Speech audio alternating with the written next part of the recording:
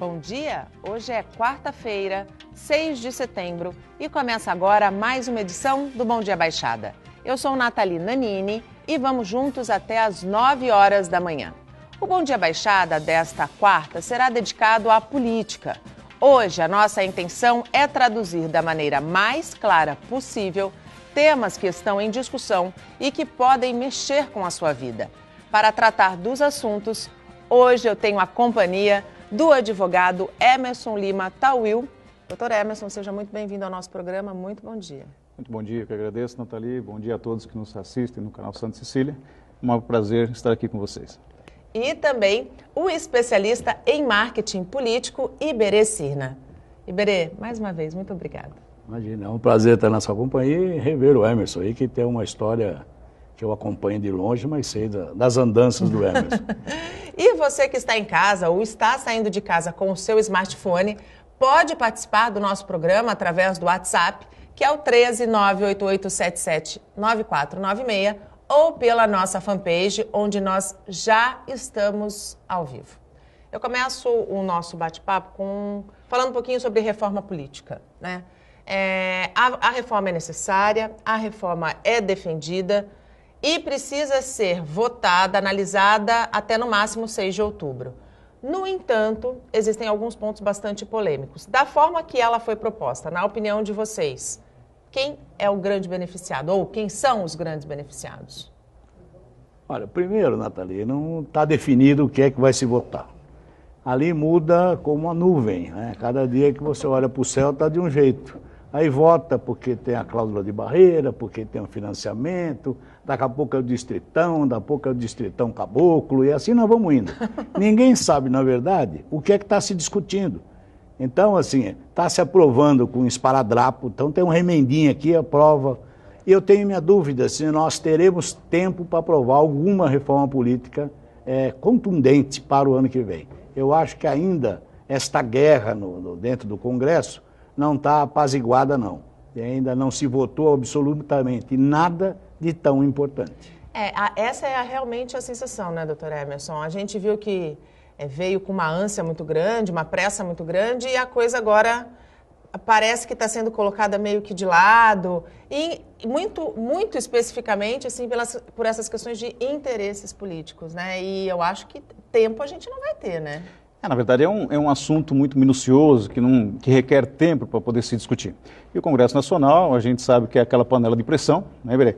E, na verdade, falou que remendos com esparadrapo, eu diria que é uma colcha de retalhos. Né? E, na verdade, a intenção do Congresso Nacional é de fazer uma autodefesa, um autobenefício. Sim. Eles querem tentar aprovar algumas coisas que direcionaram. O projeto principal do deputado Vicente Cândido, na verdade, ele tem um estudo aprofundado da matéria, e foi dilapidado nesse curto espaço de tempo. E, na verdade, querem implantar alguma coisa que faça beneficiar aqueles que já estão com o mandato preservado. Que tipo de reforma política, na opinião de vocês, o país precisa? Eu até acrescentar o que o Emerson diz é o seguinte. Eu tenho uma brincadeira que o Congresso Nacional ele adicionou uma frase. É o Congresso do calma lá. O que é esse calma lá? Toda vez que se faz uma proposta, o Congresso grita, calma lá, vamos ver se é bom para nós. Depois nós vamos ver, aí vamos discutir. Para entender, há 2 anos, o relator está discutindo. Nós tivemos uma mini-reforma em 2015. De lá para cá está se discutindo, reuniu, ninguém sabe de nada. Aparece alguém com o papel, olha, está aqui o relatório. Para ter ideia, os Estados Unidos discute há 60 anos, a mudança do sistema político dele. Está igualzinho aqui no Você Brasil, entendeu? né? Há 60, não chegaram a mudar absolutamente nada, porque não há consenso. Mas são 60 anos que está colocado na mesa a discussão. O nosso não. O nosso é assim, ficou 2 anos, o remendo de 2015, né, a mini-reforma, entregaram para o Cândido, ele vem aqui, depois de 2 anos, ninguém sabia nem que estava reunindo, fala, está aqui a proposta. E aí, assim, aí vem a história do calma lá, vamos ver se isso é bom para nós. Se isto aqui vai nos manter aqui no poder, se não vai atrapalhar minhas pretensões políticas. O povo é detalhe. Ninguém está preocupado com o eleitor nem nada. Ele vai criar, como bem disse o Emerson, ele vai ver como é que eu vou me aguentar ali. Entendeu? Na verdade, a gente tem um sério problema, porque essa pirâmide está invertida, né? Sem dúvida, sempre invertida, né? Esse é o grande problema. O eixo principal tem que ser o povo, que é quem detém, quem emana o poder, e, na verdade, essa distorção por parte dos representantes, o próprio Instituto Ipsos fez uma pesquisa de que 94%, né, dos eleitores não se consideram representados pelos parlamentares que lá estão. Então, veja a incongruência que tem quanto à informação. É importante frisar, até que o Iberê acabou comentando, é de que todo o sistema ele possui suas dificuldades. Sim. E aí cada país tem que se moldar a um sistema que seja um pouco melhor.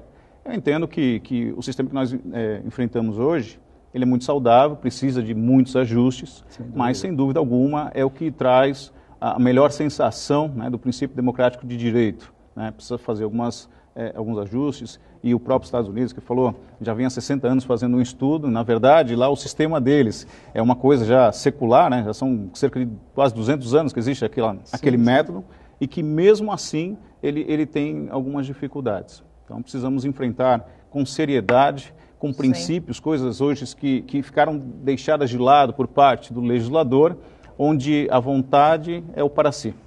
Esse é um grande problema. E a política não é essa, né? A raiz da palavra política não é o para si, não. É para o povo. Né? Então, isso é uma utopia, obviamente, no país de hoje. A gente discute muito o sistema político nacional. O sistema tem que mudar, a forma. Eu chego a um determinado momento que eu estou pensando o seguinte, não é o sistema, se você olhar o sistema proporcional, não que ele seja péssimo, não. O que é péssimo é a qualidade dos políticos que nós temos. Isso sim. Então não é o sistema só. Não adianta você estar mudando o sistema, vai para distritão, para distrital misto, umas bobagens que falam, se nós mantivermos a classe política que nos representa. A mesma classe que está lá. Então, assim, esta coisa precisa ser repensada. É culpa de quem? Do povo. É da senhora que está assistindo ali, o senhor, entendeu? Quando o senhor apertou o botão lá, o senhor colocou o homem que está lá, agora não dá para reclamar. Ou nós tomamos juízo e vamos tentar melhorar o meu voto e tentando melhorar a qualidade do político, ou nós vamos ter que conviver com isso e pagar a conta. Isso é que me preocupa. Quando a gente diz que a culpa é do povo, existe um ditado que fala que cada povo tem o governante que merece. Né? E quando a gente fala de qualidade política, que a gente vai discutir um pouquinho melhor e um pouquinho mais aprofundado no segundo bloco, quando a gente for falar das eleições, do processo eleitoral do ano que vem, a gente se pergunta para onde nós poderemos correr em 2018. Porque deste momento que nós estamos discutindo o problema até abril de 2018, que é quando todo mundo tem que se afastar, tem que se licenciar quem tem interesse, enfim, a gente não tem tempo. Né? Eu acho que essa transformação política leva anos. Sem dúvida. Né? Leva anos. Só que a gente tem um grande processo eleitoral no ano que vem. Né? A sensação que, pelo menos eu tenho, é para onde a gente vai correr. Difícil. Tá difícil, né? Posso dar uma sugestão? Corra para aquele seu cantinho da casa que tem a sua vela, ajoelha e reza, porque nós não sabemos o que vai acontecer. A gente vai ter... vocês acreditam que nós tenhamos um eleitor em 2018 mais consciente? É difícil, né? Na verdade, existe um eleitor que já despertou com todas essas evidências que surgiram desde a Lava Jato e que, de verdade, ele precisa de informação. Sim. Hoje a sociedade, ela não detém a informação. Sem dúvida alguma, os reflexos que a gente sofre hoje é por conta daquele ato do eleitor de votar, o sufrágio, propriamente dito. Mas quando ele não detém conhecimento da causa, das evidências que acontecem, né, em torno do país, ele não tem um poder de questionamento. E a sociedade parece que é conduzida dessa maneira para que justamente não tenha condições de questionamento, né? O ser humano, quando passa a ser questionador, você pode ter um obstáculo, dependendo da ótica que você estiver aplicando. Então, eu acho muito difícil, né, essa informação ser levada da maneira mais cristalina e né, simples possível para o eleitor. Ele quer mudança, mas a característica do próprio povo brasileiro, ele tem uma dificuldade, ele tem uma resistência por conta de mudança. E aí a gente acaba vendo a permanência de um grande percentual, né, do legislador sendo reeleito, entre outras coisas, apesar, né, das denúncias, das notícias que veiculam em cima de corrupção, entre outras coisas mais. Ainda paira aquela máxima de que, bom, melhor com ele do que sem ele? Olha, nós temos assim, ó, o combate que nós teríamos que ter é com as oligarquias, né? Nós temos hoje um sistema de capitanias hereditárias, né? Não acabou ainda. Basta olhar a linhagem dos deputados. Então, se olhou lá, é o pai, é o avô, o Fufuquinha. Não está aí o presidente da Câmara, o Fufuca. Tem o Fufuquinha, o Fufuca e o Fufucão. O avô já era político. Ora, então isso é assim como tem lá o Renan, o filho do Renan. Aí você pega o Maia, que é filho do César Maia, primo do Agripino Maia. Aquilo é uma oligarquia. Aí fala assim, como é que tira isso? Como é que muda isso? Muda por um único processo ao longo de pelo menos uns 30 anos, investindo na educação. Não tem jeito. Ou vou investir na educação e vou preparar esta nova geração para entender a responsabilidade da cidadania. Que são meus filhos, seus netos. Sim, então não vai ter jeito. Então isso ninguém quer. Aí então deixa do jeito que está. Eu não posso ter num país uma dignidade com um salário de R$900, gente. Isso é uma brincadeira. Só aquela mala que acharam, viu as malas que acharam? 51 milhões, é o prêmio da Mega Sena. Então, só aquela mala lá, quantos ali, a coitada da faxineira nem foi convidada para ir naquele dia, para encontrar uma mala. Eu fico assim, um salário de R$900, olha que coisa maravilhosa. Como é que vai manter a dignidade de uma família? Então, me parece que nós estamos ainda com aquele coronelismo antigo, trocando o par de sapato. Não adianta. Política do pão e circo, vocês acreditam ainda que seja muito praticada aqui no nosso país? Sim, infelizmente sim. O século XXI ainda se usa muito, né? E por ser o maior país da América Latina, temos todas as riquezas naturais existentes aqui no país, a gente consegue ficar a passos largos, né? A retaguarda de países muito menores do que os nossos. Então, sem dúvida alguma, nós temos 13% do PIB, né? Menor do que o dos Estados Unidos, e ainda assim conseguimos fazer as campanhas mais caras dentre todas do mundo. Todas do mundo. Aliás, voltando um pouquinho falando de campanha, qual a opinião de vocês sobre o financiamento, não vou nem falar do fundão, que é uma chacota para o povo brasileiro. Uma aberração. É uma aberração, né? Um país que não tem dinheiro para investir em nada, ter um fundo público partidário de 3,6 bilhões, né, é uma afronta para o povo brasileiro, é uma afronta. Mas, Nathalie, preste atenção. Miseravelmente, 100 países mantêm o sistema de financiamento público. 100 países no mundo financiam as campanhas. Dentre eles quais? Sim, tudo. A Europa inteira. Mas aí a gente tem uma outra educação, a Europa, né? Os países nórdicos, todos eles financiam campanha. Aí você diz assim... a qualidade de quem pega o dinheiro é que me assusta. Sim. Aí você tem fórmula? Tem. Você sabe uma fórmula interessante? Na França, você sabe como é que é? Na França é assim, tem o financiamento público de campanha. Então é assim, eu vou lhe dar X de quanto você arrecadar do privado.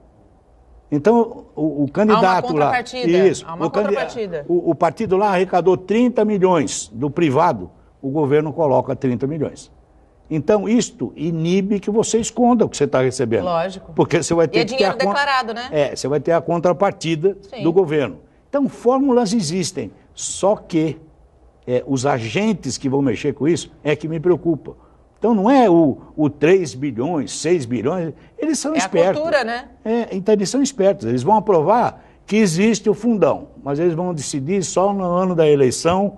E nós vamos ver como é que, se o povo estiver dormindo, campeonato, a Copa do Mundo e tal, eles vão lá, põem lá 10 bilhões e ninguém viu. E, na verdade, esses 3 milhões e 600 não são só 3 milhões e 600, porque nós temos mais o fundo partidário, que aí 800 milhões, são cerca de mais R$1 milhão, sem contar as isenções por conta das veiculações do programa gratuito, né, que chega aí também a quase 2 milhões de reais. Então, a gente está falando em torno de 5 a 6 bilhões. É uma cifra muito grande para ser utilizada.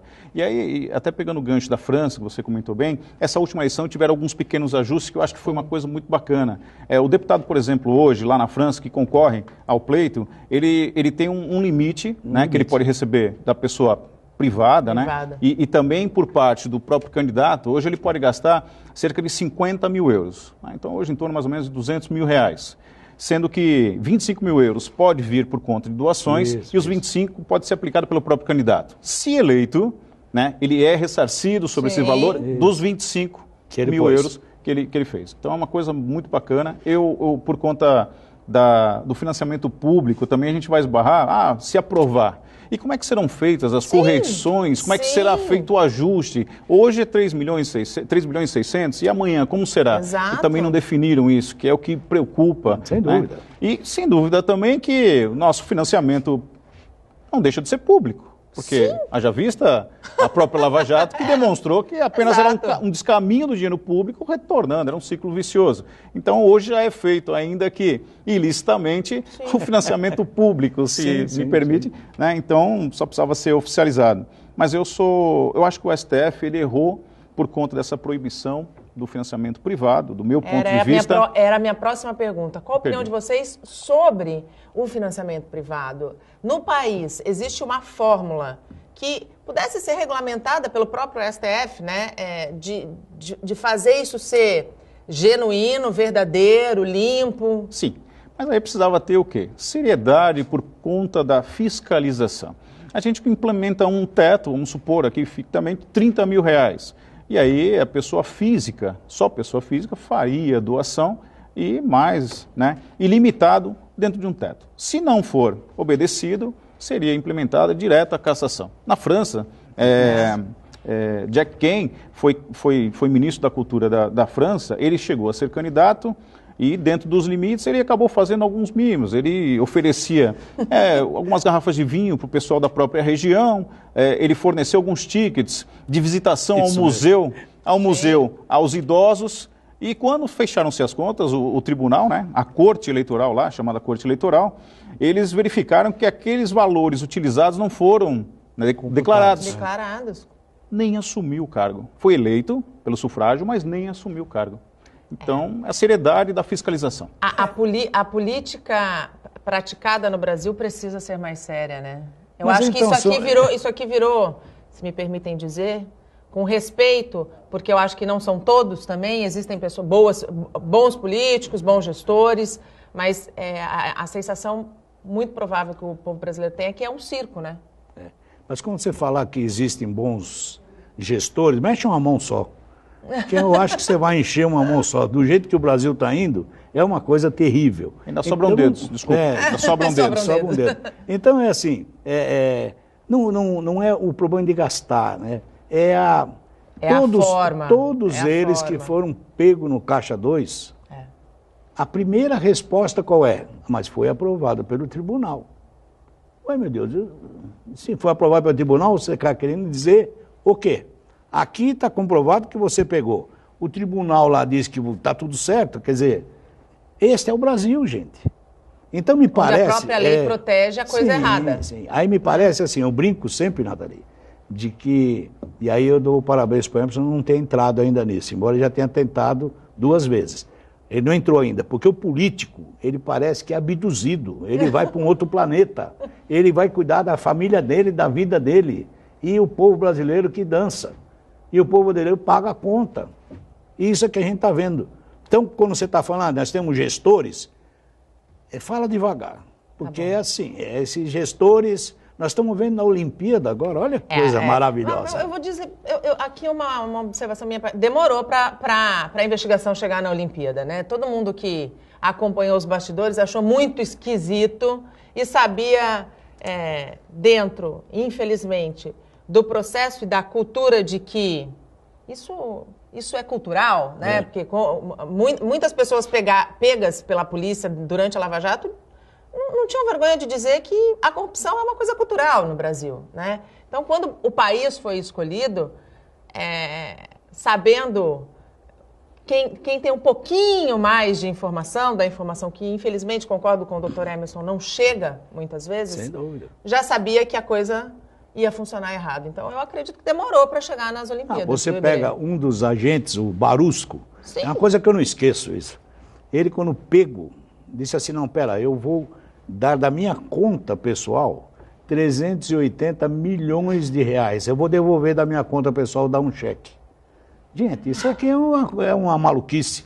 Esses 300 e tanto é nosso dinheiro. É lógico. E ele vem é com a maior cara de público. pau. E assina um cheque. E assina um cheque, vou devolver esses 300. Claro. Como se fosse dele, né? São mandatários. Né? São mandatários. Sem Assina um dúvida. cheque em nome de terceiro. É isso Nosso. aí. Nosso dinheiro. E uma embarcação pegou fogo perto da Ponte Pêncil, em São Vicente. Os 2 tripulantes da lancha Ohana, vocês estão vendo imagens aí na tela, foram resgatados pela Polícia Ambiental sem ferimentos, mas a embarcação ficou completamente destruída. A Capitania dos Portos informou que vai apurar as causas do acidente. E agora vamos falar de um problema que a Polícia Militar tem enfrentado: os trotes. Só no primeiro semestre deste ano foram registradas 225 mil chamadas falsas. Situação que prejudica e muito o trabalho da PM e principalmente o atendimento à população. Mais uma viatura segue para atender a uma chamada. Mas será que de fato vai existir uma ocorrência no destino indicado? Em quase 1/4 dos casos, não. O Centro de Operações da PM em Santos atende chamados de 25 cidades da Baixada e Vale do Ribeira pelo 190. É a partir daqui que começa ou não uma ocorrência. Há ocasiões em que a história é muito verossímil para ser classificada como tal. E aí a viatura acaba sendo despachada e nós temos esse prejuízo também para o nosso serviço. No ano passado foram registrados 512 mil trotes na região. Só no primeiro semestre deste ano já são 225 mil ligações falsas, uma média de um trote a cada 2 minutos. Para a Polícia Militar, a falta de cumprimento da lei que prevê multa em dinheiro e a falta de cidadania são os principais responsáveis por números tão altos. Às vezes a vida da pessoa está em risco, às vezes ela está sendo agredida, às vezes ela está presa em ferragens, etc. E às vezes ela não vai conseguir falar porque a gente é onerado por esse tipo de ligação. Um trote a cada 2 minutos, como bem disse o nosso entrevistado, é reflexo da falta de educação, de cidadania e de uma lei mais rigorosa para punir esse tipo de crime, porque muitas vezes um trote desse pode impedir o salvamento de uma vida. Custa uma vida. Custa uma vida, né? Às vezes custa uma vida. A Polícia Militar tem um trabalho maravilhoso, tive orgulho e prazer de fazer parte das fileiras dela, e hoje é uma instituição que vem sendo massacrada diuturnamente por parte tanto da sociedade como de alguns órgãos, instituições, mas mesmo assim ela se mantém firme, né? Ainda que você precise, fez o 90, ela estará lá presente para poder fazer a atenção devida, né? São bravos guerreiros que lá estão, que invocam aquele munus, né, de salvaguardar. É uma coisa que eu digo que ser policial militar não é uma profissão, é uma vocação. Uma vocação, acima de tudo, uma vocação. Sem dúvida. E é por isso, por essa vocação, respeito a essa vocação, que esse tipo de notícia, quando a gente dá uma notícia dessa, a gente pensa, é que nem vandalismo, né, a órgãos públicos, né, a gente pensa, o que passa na cabeça de uma pessoa que sabe que aquilo pode prejudicar, de repente, alguém da sua própria família? Mas, Nathalie, nós temos que... E o que eu vou falar aqui não é novidade, tal Will sabe melhor do que ninguém isso aí. Por vezes, a própria bandidagem que liga e desarticula a Polícia Militar. Então, eu vou provocar um assalto em tal lugar, então, está pegando fogo lá em Mongaguá. Aí lá vai o povo para lá enquanto eles... Então, também precisamos entender, porque me passa um pouco de dificuldade, até pelo medo da polícia, por ser penalizado de uma criança ligar, está pegando fogo. Isto me parece que faz parte de uma estratagema do próprio assaltante, ou dos partidos de comando de capital, essas coisas todas, das facções aí, de movimentar essa mobilidade da Polícia Militar, fica prejudicada sim. E eu acabo empurrando a polícia para onde eu quero, longe de onde eu vou praticar determinados crimes. Isso acontece mesmo, né, doutor? Sem dúvida. O crime organizado, ele vem se articulando, se arquitetando ao longo do tempo, e hoje eles têm técnicas, inclusive, não só de guerrilha, mas como de informática, organização. Eles são uma instituição, né, totalmente e literalmente organizada. e eu falo isso sempre quando a gente está atuando com alguns magistrados ou até mesmo promotores, de que ser policial militar é muito difícil, né? Porque hoje nós estamos aqui, todos sentados, e às vezes analisando um caso que foi posto em prática, em que cometeram excessos ou erros e tudo mais, né? No calor da ocorrência, né, o teu ânimo, tua adrenalina está sobressaltada, então é difícil você analisar. Então eu brinco que o delegado ele tem dias e meses, às vezes, para analisar um caso. Né? O promotor e juiz ele tem meses, às vezes anos. O policial militar, por vezes, e não raras vezes, ele tem frações de segundo para tomar uma atitude que pode lhe custar a vida ou de outro. Então é muito difícil. Né? O próprio regulamento da Polícia Militar é uma coisa que é muito severa, muito rígida. Isso é um peso muito grande para o policial militar. E, sem sombra de dúvida, hoje eu milito dentro da área, né? Então, eu converso com muitos policiais militares e eles, não raras vezes, eles sempre reclamam de que está muito difícil. Eles têm medo hoje de tomar atitudes, de, infelizmente, ter que ir para um confronto e a população é que acaba sendo penalizada por conta desse medo. Recentemente nós tivemos, não aqui em Santos, num outro estado, uma cena chocante, né, porque, como o senhor bem colocou, doutor Emerson, hoje as facções estão muito bem organizadas e muito melhor armadas do que as nossas polícias, né? E um policial militar, durante um assalto, ele estava com uma arma e ele não quis atirar contra o bandido e acabou sendo morto com tiro de fuzil, né? E os colegas, depois, na imprensa, como um desabafo, disseram que eles não estão agindo por medo de serem penalizados, né? Então, isso é uma realidade. No último final de semana, a Polícia Civil em São Paulo, tivemos notícia, foram 10 marginais mortos. Sim. E um canal de TV, eu estava assistindo, ainda questionou se aquele ato não tinha tido um excesso, não tinha tido... Se aquela conduta foi a mais coerente. E aí o governador, pesar dos pesares com as polícias, e por ser polícia civil, ele enalteceu muito bem, ele falou que quem quer conversar, dialogar, não usa um fuzil nas mãos. É lógico. Mas você sabe que eu vi, até me permita a brincadeira, um diálogo de alguém que reagiu a um assalto e matou o bandido. Ele tá sendo processado. Não, e aí quando chegou o advogado, ele perguntou ao advogado, o que eu faço? O advogado falou assim, vamos fazer o contrário, vamos dizer que você estava assaltando ele, entendeu? E que ele foi reagir e você matou ele. Porque aí você vai ter direitos humanos. Aí a deputada, não sei, aquela, como é, Maria do Rosário, ela vai para a rua dizer, coitada da família. Então é assim, esta é uma brincadeira. O dia que o policial militar tem que entrar com a farda numa mochila perto da casa dele, com medo de ser achincalhado, ou até morto. Então, ou até morto. Olha, isso é uma brincadeira. Então há que realmente... Passamos por uma inversão de valores muito grande. Sem dúvida. Na verdade, a Polícia Militar a ditadura militar teve um impacto muito grande na sociedade, e com a Constituição, advento da Constituição de 88 para cá, ainda tratam a Polícia Militar como aquela ditatorial da época, né, dos governos militares.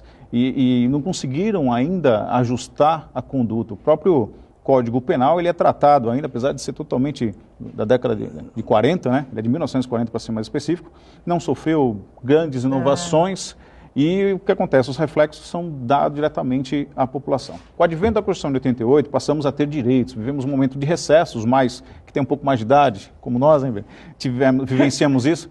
Então era um momento em que você não via ninguém abraçado, né? Enrolado numa bandeira nacional, que era crime, isso é totalmente repudiado, para ter uma ideia. Os mais jovens hoje não sabem disso. E com a Constituição de 88, direitos. Carta Magna, linda, maravilhosa, lá com seus 225 artigos e coisas mais. Direitos, direitos, direitos. Hoje você conversa com qualquer jovem, fala, eu tenho meu direito disso, meu direito daquilo. Mas o dever ele não sabe qual que tem. Os deveres se perderam ao longo do caminho. Então, mas isso é a fobia de ter saído de um regime muito fechado, ditatorial, e aí esse afã de dar liberdade cometeu o C7. Libertinagem. Mas vejam que ainda dentro da Constituição preservaram algumas coisas, como a Lei Falcão no eleitoral, que é da época da ditadura. Aí eles não mexem. Então, tem que... Lá de 1940 já existia este problema. Tem que repensar um pouquinho nisso. Temos uma pergunta, Alexa? Pode pôr no ponto, por favor. a Eliane Batista de Santos. Vocês acham que a desmilitarização da polícia é uma alternativa válida? Sem sombra de dúvida. Sem sombra de dúvida. Né? A polícia francesa já é assim. Desmilitarização, na verdade, você traz a qualificação do profissional.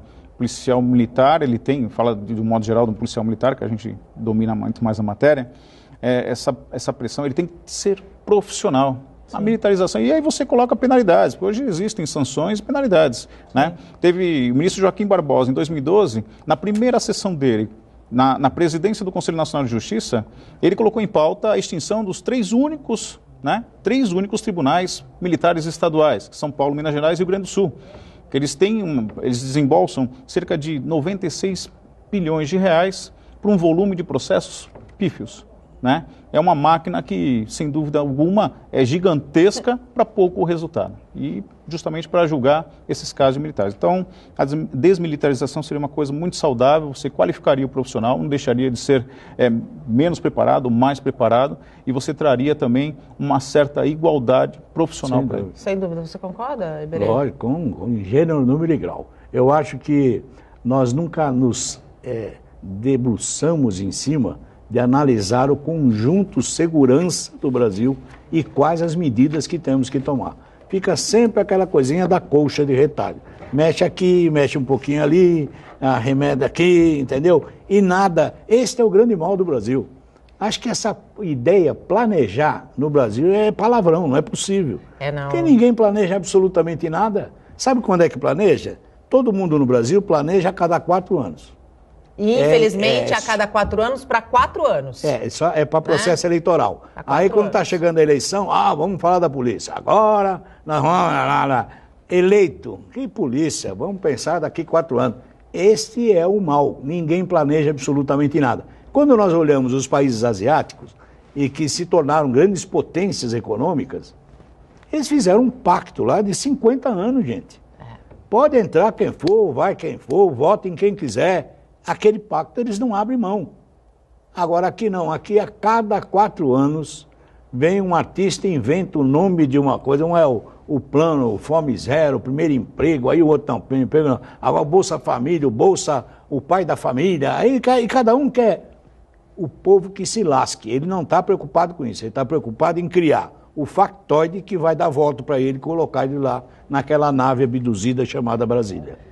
Talvez o principal ponto da reforma política fosse justamente esse, né? Criar um plano que tivesse que ser obrigatoriamente seguido por pelo menos, se não 50, mas pelo menos 30 anos, né? É o calma lá. É o calma lá. Eu acho que os reflexos variam entre 15 a 30 anos, logo pode ser colocado a longa data.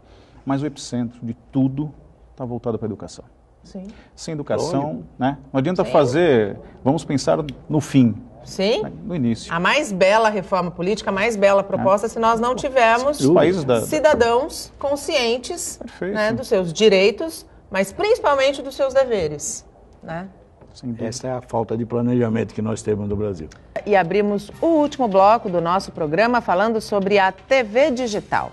Até dezembro do ano que vem, mais de 1.300 cidades brasileiras terão o sinal analógico desligado. Na Baixada Santista, a mudança está prevista para 29 de novembro deste ano. A Santa Cecília TV já investiu mais de 6 milhões e 300 mil reais. Uma organização não governamental é a responsável pelo suporte da migração do sinal analógico para o digital. Representantes da ONG estiveram em Santos para esclarecer as mudanças. Nada de chuviscos ou chiados. Imagem e som de cinema. A TV digital é uma evolução e tanto. O processo de desligamento do sinal analógico no país começou em abril de 2015. Uma organização não governamental foi criada por determinação da Anatel para garantir que a população tenha acesso a essa tecnologia. A direção da ONG veio a Santos para falar sobre as mudanças. A data é 29 de novembro, parece que está longe, mas não está, já está bem próximo, né? Então o sinal digital já está disponível, as pessoas já podem sintonizar o canal em digital. Muita gente já tem uma televisão nova, inclusive, que está pronta para receber o sinal digital, mas está sintonizando canais analógicos. Então o nosso trabalho é no sentido de conscientizar a população para que todos façam a sintonia para o canal digital e, eventualmente, quem não tem ainda, por exemplo, quem tem televisão de tubo, necessariamente precisa instalar um conversor. Então, tem que providenciar esse conversor, comprar o conversor, o mercado tem o conversor, um preço de R$150 mais ou menos, você consegue colocar um conversor e passar a receber o sinal digital. A ONG oferece suporte didático e iniciou uma campanha de comunicação. Famílias cadastradas em programas sociais do governo federal vão receber um kit como este, que traz conversor e antena. 125 mil kits serão entregues gratuitamente na Baixada Santista. O kit tem tudo que é necessário para você aproveitar um aparelho de televisão antigo e transformá-lo num receptor digital. Então vem a antena, os cabos, o conversor de sinal e os cabos para ligar o conversor na televisão, além do controle remoto. A Santa Cecília TV foi a primeira emissora da região a transmitir toda a programação em alta definição a partir de 2010. Nos últimos 7 anos, o sistema Santa Cecília de Comunicação já investiu mais de R$6.300.000 para substituir o sistema analógico pelo digital. Basta sintonizar o canal 52.1 para assistir à programação da Santa Cecília TV. Onde haviam pontos negros, que a gente chama, que não conseguiam chegar à nossa imagem, hoje vai chegar com esse reforço que a gente está fazendo na Praia Grande, em Santos, São Vicente e no Guarujá. Então, a Santa Cecília, nessa região de Itanhaém até uma parte de Betioga, vai pegar 100% em alta definição. Em alta definição e no canal 52.1. E voltamos a falar sobre política com o advogado Emerson Lima Tawil e com o especialista em marketing político Iberê Cirna. Você ainda pode participar do nosso programa através do nosso WhatsApp ou pela nossa fanpage, onde a gente está ao vivo. A gente tem pouco mais de 10 minutos e eu não posso deixar de falar do processo eleitoral do ano que vem, né? Um importante processo, o primeiro depois dessa grave crise econômica, política, de credibilidade, e que a gente falou um pouquinho no primeiro bloco, que a sensação do povo brasileiro é de não ter alternativas, né? No entanto, a gente precisa deixar claro que é importante participar desse processo eleitoral, porque é só assim que a gente pode manifestar algum tipo de mudança, né? Sem dúvida alguma. Na última eleição, cerca de 14% dos votos foram jogados aí literalmente no lixo, né? Sem contar os votos nulos e brancos também. O que acontece? A eleição do ano que vem vai ser uma coisa muito delicada, em que o povo vai exigir a mudança. E aí vamos esbarrar naquele preconceito de que assim, até onde eu quero mudar? Quais são os nomes alternativos para que a gente possa credibilizar? Não temos, né? Já vista o cenário que vem se formando quanto aos presidenciáveis, né? Não tem nenhum nome aí de notoriedade ou alguém que seja literalmente tratado como um líder. Precisamos de um líder hoje, na grande verdade, que inspire confiança e também seja um grande articulador. Não é só aquele que quer fazer mudanças contundentes, mas, sobretudo, que saiba manusear muito bem aquela coisa chamada Congresso Nacional. Não, e o importante é que a população esteja atenta a também aquelas coisas muito radicais, né, Iberê? Aquele discurso muito radical. Então, aí nós não temos nome, nós não sabemos para onde andar, nós não temos caminho, gente. Primeiro, que não se define a regra. Segundo, que não se discute com profundidade o sistema. Eu fico muito chateado que não se fala em candidatura alternativa, que não se fala de... Tá aí, visitou o Macron, presidente da França, era um candidato sem partido. Só 20 países no mundo é que exige a filiação partidária. O resto não. Pode ter candidato, sai lá de um grupo qualquer, entendeu? Ou para o legislativo ou para o executivo. Mas nós não discutimos isso. Nós estamos falando de distrital misto, que vai ser a solução. Primeiro tem que discutir e desconstitucionalizar a representatividade. Sim. Porque é a Constituição que diz que nós temos que ter, no máximo, São Paulo pode no máximo ter 70 deputados.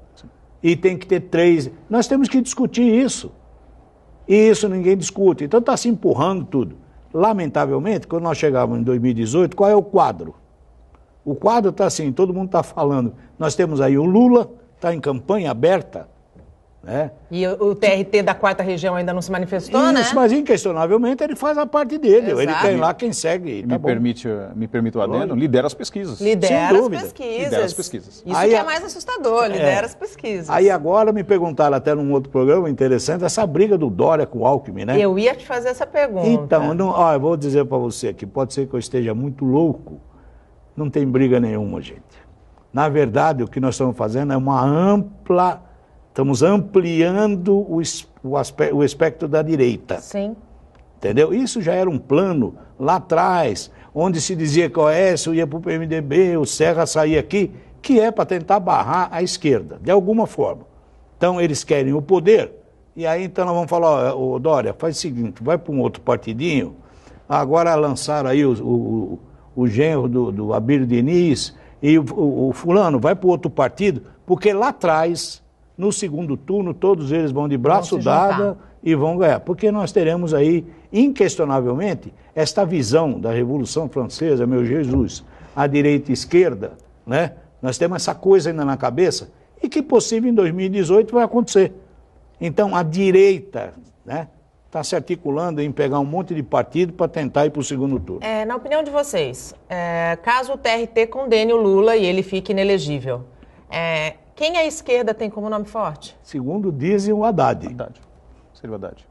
Mas que também esbarra em algumas denúncias que podem, né, lá na frente, eclodir e torná-lo inelegível. A mesma coisa do Alckmin, né? Esse escândalo aí do Rodoanel, quer dizer, do metrô, então, nunca se sabe o que é que vai pegar. O que a gente descobriu que o Brasil é uma terra fértil, gente. É de uma fertilidade absurda. Onde você raspa o dedo assim, sai dinheiro, mala com não sei o quê, apartamento não sei aonde. Esse país é um país de ouro, isso aqui. A sensação que a gente tem, eu pelo menos me pergunto, gente, de onde é que saiu tanto dinheiro? Do seu bolso, do meu, do nosso. Agora a gente entende por que nós temos o país com a maior tributação do mundo, né, para sustentar esse Simples. tipo de... Tudo que você consegue oferir durante um ano, 25% vai para o leão. Vai para o leão. Né? E não é devolvido, né? E não é devolvido. Não, vamos mudar, não vai para o leão, vai para o zoológico. Porque tem o leão, mas tem a onça, tem lá a jaguatirica, todo mundo ganha. Menos quem deve ganhar. Menos o maior interessado. Menos o maior interessado. Ainda falando um pouquinho das eleições presidenciais, o Alckmin é um nome forte do PSDB, né? E ele tem como vice o Márcio França, que é da nossa região, né? O Alckmin saindo, o Márcio França assume e provavelmente em 2018 também lança uma candidatura para a continuidade do governo. Dentro deste cenário, para a nossa região, ter um vice-governador ocupando a cadeira de governador do maior estado do país é importante? Acredito que sim. É importante porque você, de certa forma, você acaba tendo a noção de estreitamento entre aquele que é o seu representante. O Márcio, na gestão do Márcio em São Vicente, tivemos uma alavancada assim de notoriedade para o município. Eu vinha reclamando assim que cheguei aqui, né, que hoje São Vicente passa por justificativas e algumas mudanças sofridas, né, da última gestão, né, que o atual prefeito lá, o Pedro, tem sofrido para tentar ajustar, mas seria importante, sim, eu acredito que seja muito importante. O Márcio tem uma visão futurística, né, fez um brilhante trabalho, até como líder da bancada na época que foi deputado, é um cara muito inteligente e eu acho que seria bom. Santo de casa dizem que não faz milagre, mas eu acredito que o Márcio tem um carinho muito especial por São Vicente. Ele não é nascido em São Vicente, mas ele tem um carinho muito especial. O filho nasceu lá, entre outras coisas. Eu acho que seria uma coisa muito significativa, não de tentar abrir as torneiras propriamente só para São Vicente, porque é uma coisa muito macro. Eu acho que ele consegue...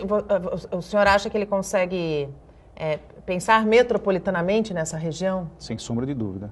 Ela precisa sofrer alguns ajustes, a parte histórica, que eu também comentei um pouco antes de começar o programa, ela precisa sofrer algumas mudanças, é a primeira cidade do país, né? Não temos como a primeira vila, então ela precisa sofrer algumas mudanças, e o Márcio tem uma visão, como eu falei, futurística, é um grande articulador político, tem uma visão ímpar, e eu acho que se conseguir galgar o governo do Estado, né, o maior Estado da nossa federação, diga-se de passagem, nós temos aqui um curral de cerca de 3,2 milhões de eleitores. Né, a maior representatividade dentro do Congresso. Sim. E o Márcio é um grande articulador, eu acho que seria muito importante para a região uma representatividade do porte e calibre do Márcio França. Ganha? A Baixada Santista ganha? Ganha em prestígio. Dinheiro está difícil, porque o governo está com o pilho na mão, a União, ninguém tem dinheiro. O Meirelles, na mala do Gedel. O Meirelles mente todo dia que está crescendo a economia, só ele e a família dele que acredita. Ninguém. Não é possível, gente. Ter 13 milhões de... Nós estamos comemorando um crescimento de 0,8 na indústria, desde 2015. 13 milhões de desempregados, e ele está aí dizendo, agora vai. É mentira, não vai nada. Assume a realidade do Brasil. Então, põe o Márcio lá com o governador, legal. Ele também não pode fabricar dinheiro. O Estado também está na penúria, do jeito que está. Né? Então, essa é a preocupação que eu tenho. Nós já tivemos o Mário Covas como um governador daqui, natural de Santos, nascido. E nem por isso Santos também foi abarrotada de dinheiro, nada disso. Então, ele pode ter, e o Márcio eu o conheço, concordo com o Emerson, é uma pessoa muito competente, mas também não vai fabricar dinheiro. Então, nós estamos em todos os estados, que precisa ser corajoso hoje, para ser prefeito, para ser governador, ele precisa ter coragem, porque vai administrar migalhas. É isso aí. A gente está numa situação bem difícil. É importante destacar e enaltecer também as coisas que são positivas. É difícil a gente falar alguma coisa positiva da parte da política, mas São Paulo é talvez o único ou pouco estado que fechou as finanças em superávit. Sim. Né? As finanças estão totalmente ajustadas, né? E tal. Enfim, isso é muito bom. Encontrei com o Márcio num evento que teve aqui em Santos e um eleitor chegou e falou, Márcio, pode tirar uma foto comigo? E eu estava do lado conversando, prestei atenção. Ele falou assim, mas você tem certeza que você quer isso? Você vai pôr na rede social? Porque hoje, tirar foto com política é uma coisa que não é positiva. Não é positiva. Partiu dele isso. Eu achei uma coisa muito bacana. Eu falei assim, poxa, mas que saudável esse posicionamento. Ele falou, mas é verdade, estamos embaixo, não dá para falar. Ele não está lá de graça. Sim, sim. Ele está lá pela competência política dele. Sim, e assim, que a torcida é para que a classe política, através de trabalho, de transparência, né? Só tem esse caminho. Consiga resgatar do eleitor e que o eleitor tenha mais consciência da importância de, no ano que vem, a partir da oficialização dos candidatos, vá procurar saber um pouquinho do histórico desse candidato, vá procurar saber das promessas que ele fez e que ele efetivamente cumpriu, né? Vá procurar saber se ele tem nome limpo ou sujo, seja lá aonde quer que ele tenha sido inserido. A mudança só vai acontecer a partir do momento que nós tivermos consciência. Enquanto pais, enquanto avós, enquanto cuidadores das nossas crianças, da nossa nova geração, nós temos a obrigação de passar para eles a importância da cidadania, a importância da educação e de brigar e de cobrar. Só assim, caiu a minha caneta, só assim o nosso país vai mudar. Doutor Emerson, muito obrigado pela tua participação aqui conosco no nosso programa. Seja sempre muito bem-vindo. Agradeço mais uma vez, Nathalie. Presença ilustre aqui do nosso querido, né? Sem dúvida nenhuma, uma gama de conhecimento. Sim. Agradecer a todos vocês. Como você bem frisou, o poder que emana do povo. Tem que buscar. Hoje a globalização, a parte da informática, a internet, está aí disponível para isso. Você, num clique, você consegue descobrir todo o histórico daquele candidato que você tem a pretensão de voltar ou não. Então é importante fazer essa pesquisa, ouça bem, discuta no bar, discuta na rua, no ônibus. É importante essa mudança, essa conscientização da sociedade, porque só o sufrágio é que faz a mudança, não há outro meio. Se não há informação, busque a informação, cobre a informação, você tem esse direito.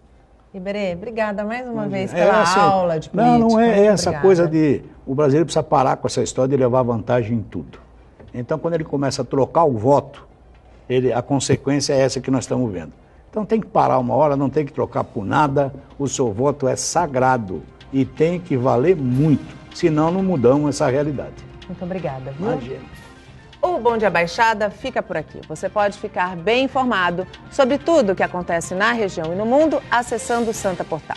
Não esqueça de curtir a nossa fanpage no Facebook e nossa página no Instagram e no Twitter. Amanhã, de sexta-feira, vocês poderão rever os programas em que tratamos da venda de imóveis no exterior e também a entrevista com o vice-prefeito de Mongaguá, Márcio Cabeça. Voltamos ao vivo na segunda-feira. Bom feriado